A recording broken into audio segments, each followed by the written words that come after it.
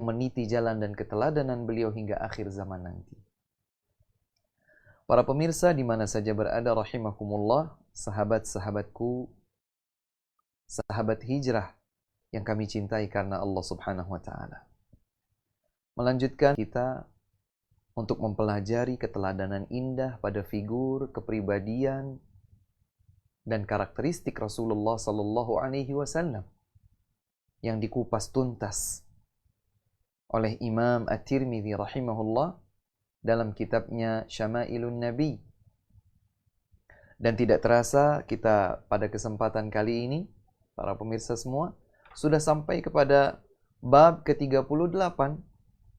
Kalau pada pertemuan yang lalu sebelumnya, kita telah mengkaji dan meneladani bagaimanakah dahulu Rasulullah sallallahu alaihi wasallam di dalam bertutur kata, di dalam berbahasa, dalam berkomunikasi. Terkadang beliau juga menyampaikan berbagai nilai-nilai sastra dalam bahasa yang digunakan.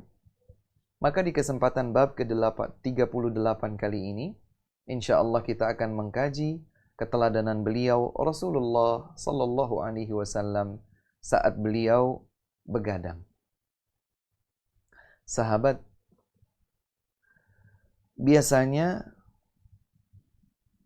terutama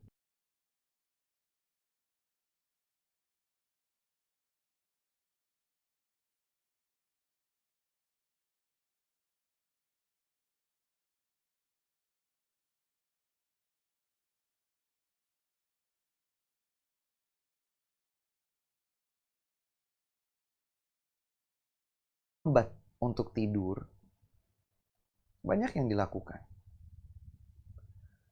Tapi tahukah kita bahwa dahulu Rasulullah sallallahu alaihi wasallam juga begadang? Tapi bukan begadang sebagaimana yang dilakukan oleh sebagian besar orang. Sebagian orang melakukan keterlambatan di dalam tidurnya atau bahkan tidak tidur semalam suntuk alias begadang untuk hal-hal yang kurang terpuji, untuk hal-hal yang tidak bermanfaat, atau bahkan pada gelimang maksiat wal'iyadzubillah. Maka di kesempatan bab ke-38 kali ini, kita akan melihat potret keteladanan Rasulullah SAW saat beliau begadang. Namun sebelum itu, kita akan sedikit bahas tentang apa sih hukumnya begadang.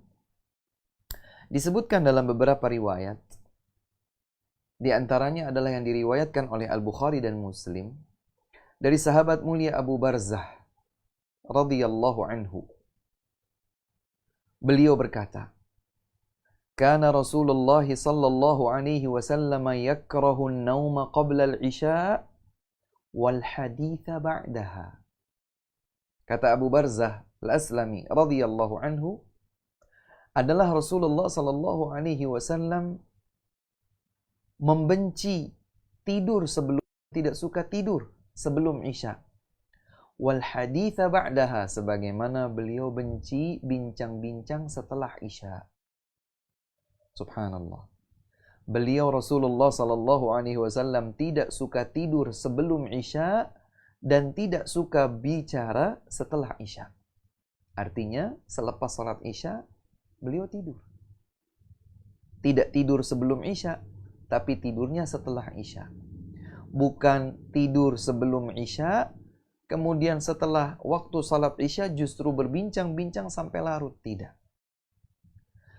Tentang hadis ini disebutkan oleh para ulama, di antaranya Al-Imam An-Nawawi rahimahullahu ta'ala. Beliau menukilkan, ittafaqal ulama ala karahatil hadithi ba'daha illa ma kana fi khair. Kata Imam An-Nawawi rahimahullah ta'ala, para ulama bersepakat ya menetapkan hukum makruh, dibencinya bincang-bincang selepas salat Isya kecuali pada kebaikan. Jadi hukum asalnya tidak terpuji kecuali kebaikan. Bincang-bincang selepas salat Isya, hukum asalnya tidak terpuji, kecuali jika bincang-bincang tersebut adalah kebaikan.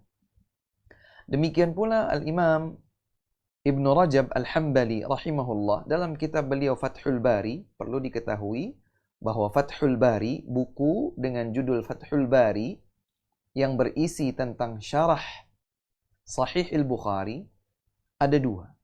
Yang pertama ditulis oleh Al-Hafidh Ibnu Hajar Al-Asqalani rahimahullah. Yang kedua ditulis oleh Al-Hafidh Ibnu Rajab Al-Hambali rahimahullah. Ibnu Rajab dalam kitabnya Fathul Bari, beliau menyatakan, "Mata kana as-samaru bilaghwin wa rafathin wa haja'in fa innahu makruhun bighairi syak."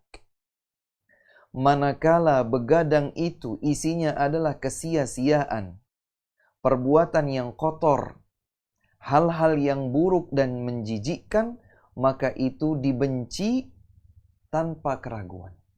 Tanpa diragukan lagi hal tersebut adalah dibenci.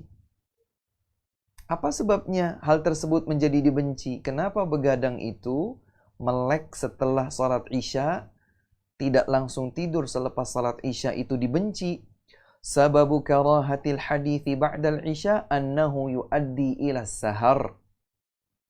Sebab tidak disukainya bincang-bincang selepas salat Isya adalah karena hal tersebut akan mengantarkan pelakunya kepada begadang hingga larut.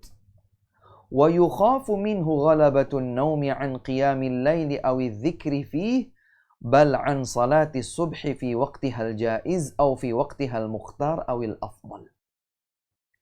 Dikhawatirkan kalau seseorang itu begadang, dia akan terlelap, ya, tertidur, tidak bangun untuk salat malam, tahajud, tidak bangun untuk berzikir mengingat Allah Subhanahu wa taala di waktu malam, atau bahkan tertidur dari waktu salat subuh yang semestinya. Subhanallah. Jadi para ulama menjelaskan bahwa dibencinya bincang-bincang selepas salat Isya pada perkara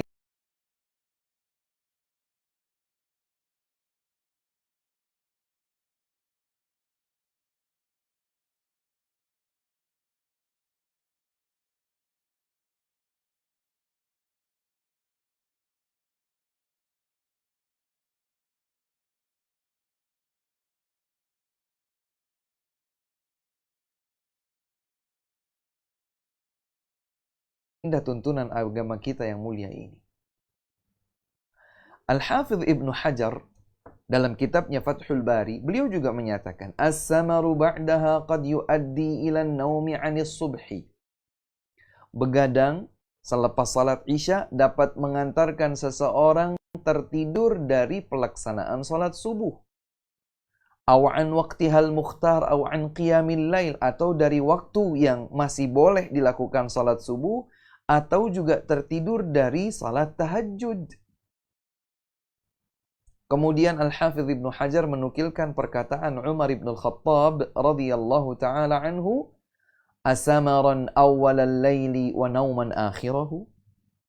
Apakah kalian bincang-bincang di awal malam dan ternyata tidur di akhir malam? Ini perkataan Umar. Beliau bertanya, konteksnya bertanya, padahal maksudnya adalah mengingkari. Apakah kalian itu melek, bangun, bincang-bincang di awal malam, tapi ternyata tertidur di akhir malam? Maksudnya, mestinya seorang hamba Allah Subhanahu wa ta'ala di sepertiga malam yang terakhir bangun untuk berzikir kepada Allah, berdoa, salat tahajud, membaca Al-Quran dan lain sebagainya. Ini terbalik. Di awal malam bincang-bincang, mungkin sampai pertengahan malam, mungkin bahkan masuk larut malam, baru tertidur. Justru tidurnya di akhir malam, padahal itu waktu yang baik untuk terjaga, mendekatkan diri kepada Allah Subhanahu wa ta'ala. Kemudian dari Imam Al-Qurtubi rahimahullah dalam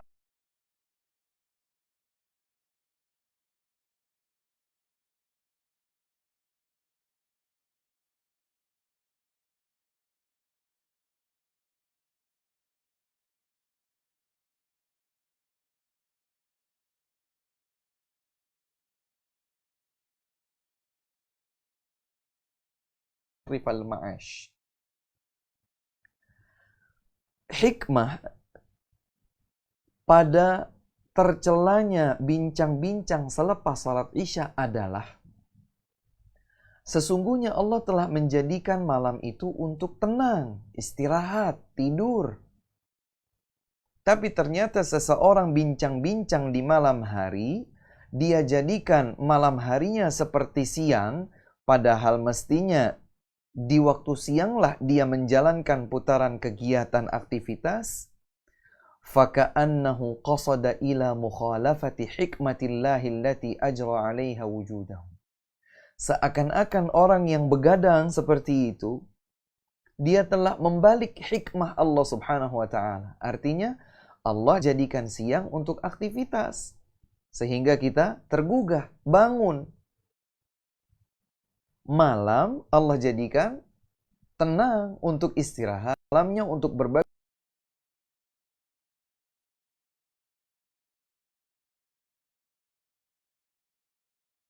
hikmah Allah Subhanahu wa taala pada putaran satu hari, ada siang, ada malam, yang semestinya siang itu untuk menjalankan aktivitas kehidupan sementara malam untuk istirahat. Wa ja'alna al-laila libasa wa ja'alna an-nahara ma'asha. Kami jadikan malam seperti halnya pakaian yang menyelimuti atau menutupi tubuh kita. Gelap untuk kita istirahat. Wa ja'alna an-nahara ma'asha. Dan kami jadikan siang untuk kehidupan. Tapi orang-orang yang begadang justru melakukan sebaliknya. Maka perlu kita ketahui bahwa sesungguhnya begadang itu tidak terpuji. Karena rata-rata begadang akan menyebabkan seseorang terlambat beristirahat, sehingga justru ia jadikan malam untuk mengobrol, untuk hal-hal yang tidak bermanfaat, sehingga bahkan ia akan terlambat sholat subuh. Coba kita perhatikan, ada hadis yang lain diriwayatkan oleh Al-Imam Ibnu Majah, dan hadis ini disahihkan oleh Syekh Al-Albani dari Aisyah, istri Nabi SAW. Beliau berkata, "Ma nama Rasulullah SAW qabla al-isya wala samara ba'daha." Tidaklah Rasulullah SAW tidur sebelum Isya, tidak pula beliau begadang setelah Isya. Jadi hukum asalnya malam itu untuk istirahat, bukan untuk begadang. Ustadz, ada pengecualian atau tidak?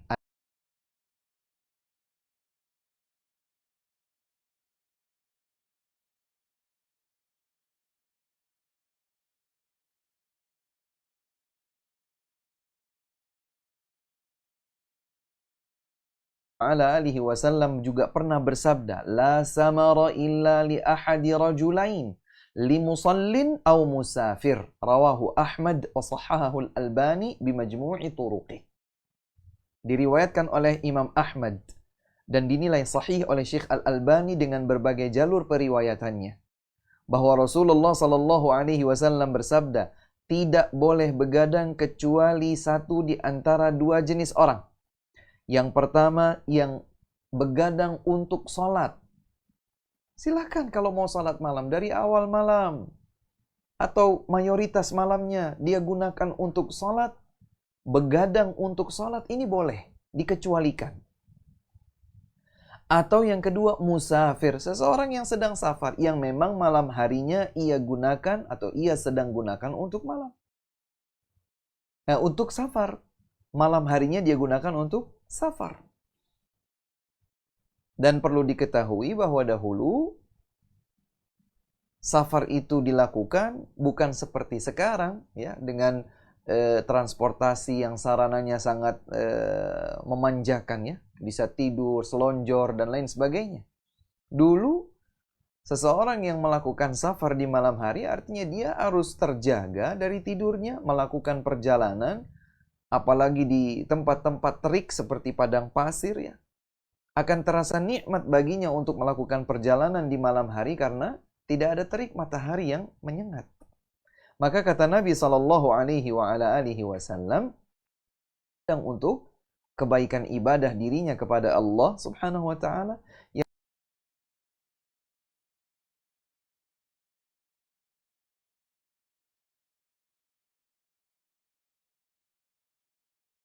huwa ma kana fil umuri allati la maslahata fiha. Yang dibenci, yang tidak terpuji alias tercela, bincang-bincang setelah Isya adalah apabila hal tersebut merupakan hal-hal yang tidak terdapat padanya kebaikan. Untuk sia-sia, main kartu, main karambol, ngobrol, ghibah, main game, nonton, konser, bermaksiat, minum khamar, zina, wal'iyadzubillah, maka semua itu menjadi haram. Ustadz, saya begadangnya cuman ngobrol, Ustadz.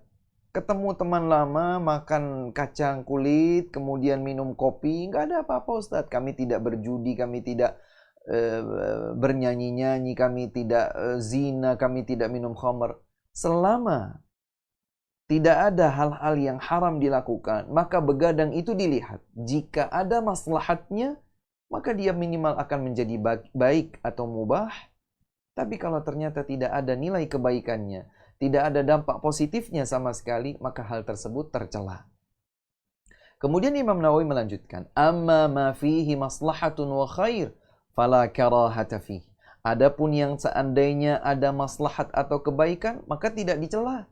Baik. Kamu darasatil ilm, seperti mengajarkan ilmu, jadi boleh belajar. Ya.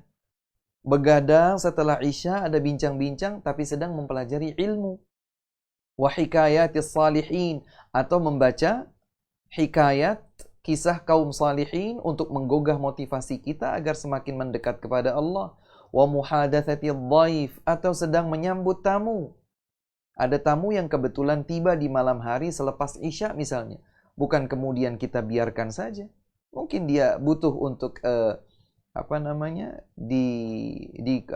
diajak bicara, komunikasi dan lain sebagainya, menyambut tamu. Wal arusulit ta'nis, ya, malam pengantin. Seorang suami mengajak bicara istrinya di malam-malam pengantin, maka ini insyaallah tidak masalah. Wa muhadatsatir rajuli ahlahu wa auladahu lil mulatafati wal hajah. Kata Imam Nawawi, yang boleh, yang tidak dibenci adalah juga ketika bicaranya seseorang kepada istrinya, kepada anak-anaknya untuk bercengkrama dengan mereka, berlemak lembut dengan mereka, bercanda tawa pada perkara yang mubah bersama mereka, atau untuk sebuah hajat. Ya, ada pesan-pesan yang disampaikan kepada si anak tentang belajarnya misalnya, atau tentang rencana kegiatan di keesokan harinya misalnya. Ini tidak masalah. Wa muhadatsatul musafirina bihifdzi mata'ihim aw anfusihim, atau bincang-bincangnya yang sedang bersafar di malam hari untuk menjaga, ya, barang bawaan mereka atau menjaga keselamatan diri mereka. Wal hadithi fil islahi bainan nas, kata Imam Nawawi berikutnya, yang dikecualikan dari begadang yang tercela adalah bincang-bincang untuk mendamaikan pertikaian yang terjadi di antara manusia. Wasyafa'ati ilaihim fi khair, atau mengajukan syafaat, pembelaan kebaikan. Wal amri bil ma'ruf wan nahyi 'anil munkar, atau mengajak kepada yang ma'ruf, mencegah dari yang mungkar. Wal irsyadi ila maslahah wa nahwi dzalik, atau menunjukkan seseorang untuk sebuah kebaikan atau yang serupa itu. Fa kullu hadza la katikai, bercengkrama dengan istri dan anak-anak, dan begadang itu tidak memberatkannya. Ya, tidak menjadikan dia jadi sakit misalnya, atau jadi kambuh asmanya. Sebagian orang itu kalau tidurnya lelap, dia menghirup udara malam, dia akan asma misalnya. Tidak seperti ini. Ketika tidak seperti ini, boleh. Dan yang paling penting, kawan-kawan sekalian di mana saja berada rahimakumullah, begadang secukupnya yang tidak melalaikannya dari berzikir mengingat Allah, baik di waktu salat tahajud di sepertiga malam terakhir misalnya, apalagi tidak melalaikannya dari salat subuh. Di dalam sebuah hadis yang diriwayatkan oleh Al-Bukhari dan Muslim dari Abu Hurairah radhiyallahu anhu, Rasulullah sallallahu alaihi wasallam bersabda, "Lau ya'lamun nasu ma fin nida'i was-saffil awwali thumma lam yajidu illa an yastahimu alaihi lastahamu alaihi walau ya'lamuna ma fit tahjiri lastabaqu ilaih walau ya'lamuna fil atamati was-subhi la atauhuma walau habwa.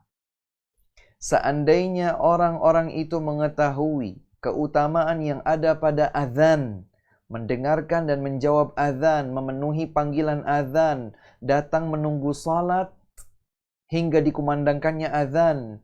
Seandainya manusia tahu apa yang ada pada keutamaan azan dan berada di saf pertama, mereka tidak mendapatkan hal tersebut kecuali untuk berundi, niscaya mereka akan berundi. Seandainya manusia tahu apa yang ada pada keutamaan menjawab azan,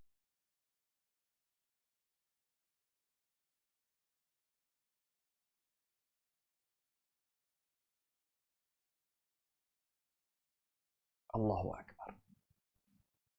Ini menunjukkan bahwa salat subuh yang dikorbankan oleh sebagian orang selepas mereka begadang, ini hal yang tidak terpuji. Karena sebetulnya salat subuh memiliki kedudukan yang tinggi di sisi Allah Subhanahu wa taala. Bahkan ada hadis yang sahih diriwayatkan oleh Al-Bukhari, Nabi SAW mengaitkan nikmat tertinggi penghuni surga dapat melihat Allah Subhanahu wa taala di hari kiamat di dalam surga dengan salat. Artinya orang-orang yang berhak untuk melihat wajah Allah Subhanahu wa taala yang mulia di dalam surga di hari kiamat kelak adalah mereka yang menjaga pelaksanaan salat termasuk salat subuh. Innakum satarawna rabbakum kama tarawna hadzal qamar. Kata Nabi SAW, sungguh kalian akan benar-benar melihat Rabb kalian seperti kalian melihat purnama ini, bulan. La tudammuna fi ru'yatih. Kalian tidak akan berdesak-desakan untuk melihat bulan purnama. Fa in istata'tum an la tughlabu ala salatin qabla tulu'i syamsi wa qabla ghurubiha faf'alu. Sekiranya kalian mampu untuk tidak terkalahkan, tidak terluputkan dari salat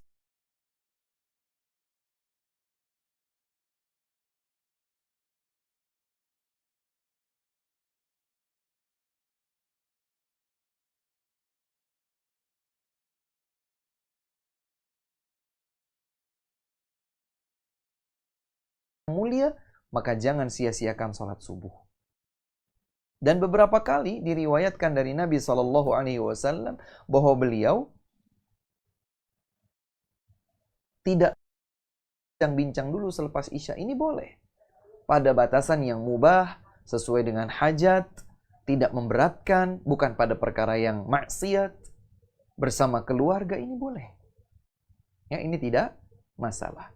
Demikian pula hadis yang dibawakan oleh Imam Tirmidzi rahimahullahu taala dalam bab ke-38 ini, hadis yang sahih dibawakan oleh Aisyah radhiyallahu taala radhiyallahu anha.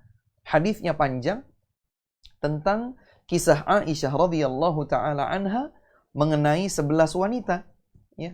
11 wanita yang mengisahkan tentang aib kekurangan suami-suami mereka. Mengisahkan tentang suami-suami mereka. Jadi ada ghibah yang terjadi dan dilaporkan oleh Aisyah radhiyallahu taala anha. Ghibah ini dilakukan oleh 11 wanita yang sedang ghibah terhadap suami-suami mereka, menceritakan tentang kondisi kekurangan aib suami-suami mereka. Kemudian Aisyah radhiyallahu taala anha menceritakannya kepada Nabi SAW di malam hari. Di malam hari. Dan Nabi mendengarkan. Loh, kenapa Nabi mendengarkan ghibah dan tidak mengingkari Aisyah? Perlu diketahui, sebagaimana penjelasan para ulama, bahwa 11 wanita tersebut bukan para sahabat wanita. Bukan sahabiyat. Nabi SAW tidak mengenal 11 wanita tersebut. Sebagian ulama yang lain menyatakan bahwa wanita-wanita tersebut adalah wanita-wanita Yaman, dan Aisyah radhiyallahu anha menukilkan kisah ini seperti halnya dongeng kisah rakyat begitu ya. Sehingga Nabi SAW tidak mengetahui siapa yang sedang diceritakan oleh Aisyah radhiyallahu anha. Yang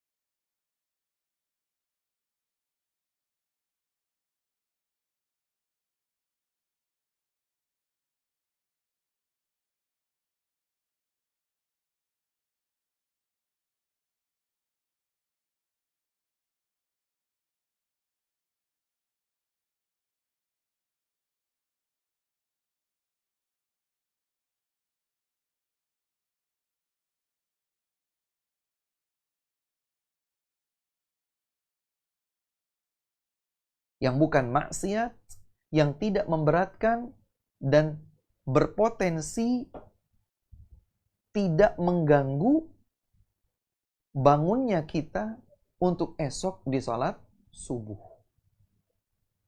Ya. Kita tetap bisa, katakanlah bangun sesaat sebelum azan untuk witir barang 1 rakaat misalnya. Tetap berzikir, ada istighfar, ada doa yang dipanjatkan kepada Allah subhanahu wa ta'ala. Ini kurang lebih pembahasan kita di kesempatan kali ini. Wallahu ta'ala a'lamu bissawab. Adapun hadis sahih yang dibawakan oleh Imam Tirmidzi pada bab ini, hadis panjang yang tadi kami sampaikan tentang hadis Aisyah radhiyallahu anha tentang 11 wanita yang mengisahkan tentang suami-suami mereka. Tapi insya Allah kita tidak terlalu perlu untuk mengetahui apa saja yang dikisahkan tersebut. Ada misalnya diktator ya, suaminya tidak membosankan, tidak menakutkan, cuek dan lain sebagainya ya. Intinya bahwa Aisyah radhiyallahu anha bercerita tentang 11 wanita yang menggunjing suaminya, para suami mereka masing-masing, dan Nabi SAW mendengarkan kisah tersebut bukan dalam rangka membenarkan ghibah yang dilakukan oleh 11 wanita tersebut, tetapi Nabi SAW mendengarkan kisah istri beliau. Kemudian di akhir, karena wanita yang ke-11 dikenal dengan Ummu Zar', kemudian Nabi berkomentar, adapun aku bagi engkau wahai Aisyah seperti Abu Zar'in kepada Ummu Zar'in, yang diketahui bahwa kecintaan mereka adalah kecintaan yang tulus, ya, kecintaan yang tulus. Ini saja, wallahu taala a'lamu bissawab. Kebetulan ada pertanyaan ya, kita coba lihat pertanyaan yang masuk.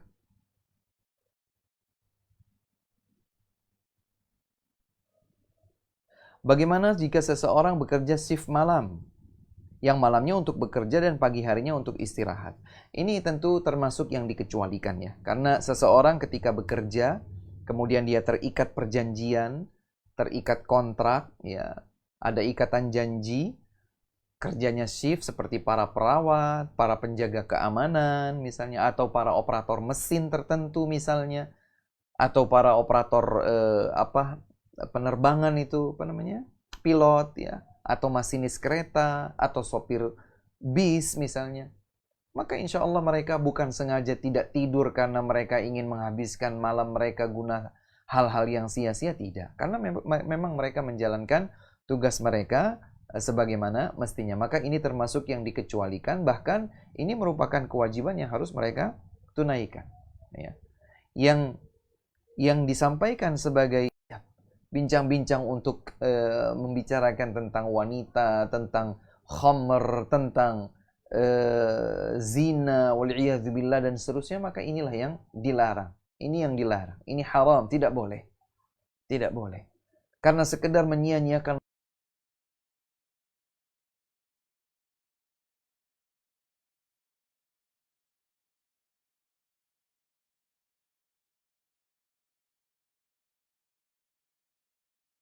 saja Anda berada rahimakumullah, jadikanlah ya, setiap waktu yang berlalu pada hidup kita bernilai kebaikan, bernilai ibadah kepada Allah Subhanahu wa taala. Duduknya seorang suami sesaat selepas sholat Isya sebelum tidur untuk mendengarkan kisah atau suara hati istrinya, sekali lagi, ketika itu minimalnya ada hajat, bisa memasukkan kegembiraan pada hati istri, atau bahkan ada maslahat, ada hajah, keperluan ya, untuk mendamaikan kaum muslimin dan lain sebagainya, maka ini adalah sesuatu yang boleh. Sesuatu yang boleh. Misalnya kita malam hari ingin bicarakan tentang bagaimana mengelola DKM masjid ya, memakmurkan masjid, merencanakan sebuah kegiatan kajian yang insya Allah akan diselenggarakan 1-2 malam lagi misalnya. Kemudian mereka berkumpul ba'da salat Isya untuk merencanakan teknis-teknis tertentu, bagi tugas, koordinasi, komunikasi, konfirmasi dan lain sebagainya, maka insya Allah ini tidak masalah. Dan mohon maaf, izinkan kami untuk mengingatkan kepada teman-teman kami, sahabat-sahabat kami, akhi, ukhti, di mana saja berada, terus beristighfar, memohon doa kepada Allah Subhanahu wa taala, karena inilah yang terpuji. Inilah yang akan menggambarkan dan mencerminkan keimanan seorang hamba kepada Allah Subhanahu wa taala. Ya. Ayyuhan nas, afsyus salam, wahai manusia, kata Nabi alaihi salatu wassalam. Sebarluaskan salam. Wa at'imut ta'am, kasih makan orang yang miskin. Wasilul arham, sambung tali silaturrahim. Wasallu bil laili wan nasu niyam. Salatlah di malam hari pada saat manusia tidur. Tadkhulul jannata bisalam. Niscaya kalian akan masuk surga dengan selamat. Siapa yang tidak mau masuk surga? Jadikan malam kita sebagaimana yang Allah jadikan sakana, untuk ketenangan, untuk istirahat. Wa ja'alna al-laila libasa. Kami jadikan malam untuk pakaian atau sebagai pakaian. Maksudnya adalah membuat kita tertutup, membuat kita tertidur, beristirahat. Wa ja'alna an-nahara ma'asha. Kami jadikan siang hari untuk kehidupan. Beraktivitas silakan. Tapi bagaimana dengan yang mendapatkan shift pekerjaan malam? Sebagaimana tadi kami jawab, insya Allah ini tidak masalah. Ya, karena ini adalah bagian dari keterikatan. Kalau dia bisa untuk mendapatkan pekerjaan yang lain misalnya, ya, yang tidak sampai seperti itu, alhamdulillah. Tapi kalau tidak, maka dia tidak berdosa. Dia tidak tercela akibat pekerjaannya. Dia seorang dokter misalnya, mau tidak mau, tugas-tugas tertentu yang dilakukannya di